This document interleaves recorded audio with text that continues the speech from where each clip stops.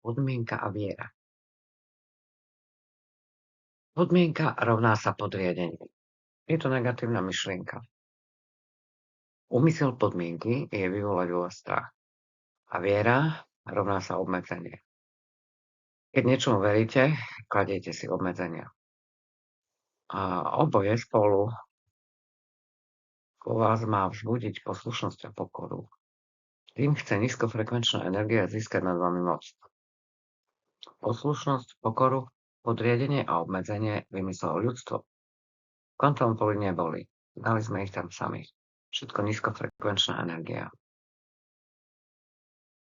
Ktokoľvek vám dáva pri akejkoľvek činnosti podmienku, pôsobí na vás negatívnou energiou. Príklady. Ak to nezješ, nenaraztieš. Ak neurobiš, čo som povedal, nekúpim ti tvoju obľúbenú hračku. Ak si zafarbíš vlasy, budeš na smiech. I hneď toto video lajkuj a odoberaj kanál, lebo inak sa ti nesplní, čo chceš. Boh ťa potrestá, ak budeš odvrávať. Po smiechu býva plač. Keď niekto vyhlasuje, že to, čo hovorí, je správna cesta.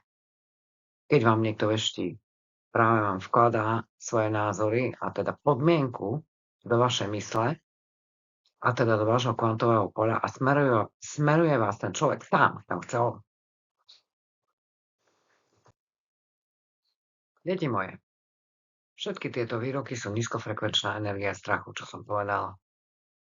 Nemusíte prežívať utrpenie, aby sme vedeli, čo je správne. Prežiť utrpenie a až potom sa dokázať tešiť zo života je negatívna myšlienka vždycky. Ak nevieš, čo je zlé, nedokážeš oceniť dobre.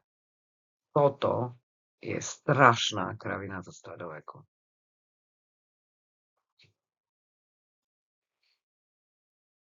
Prosto.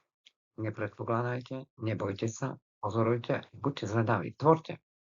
To je hlavné. Nemusíte veriť nikomu, ani mne. Snažte sa uvedomiť si, čo naozaj cítite a potom konajte podľa pocitov. Vesmír reaguje na pocity totiž. Len vtedy uvidíte, kde je správna cesta. Len podľa seba. Pretože každý má pravdu svoju. A vesmír je jednoduchý bumerang.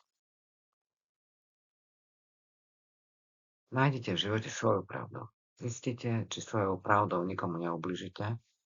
Teda chovajte sa k ľuďom tak, ako chcete, aby sa oni chovali k vám. A energia vám pomôže. Amen.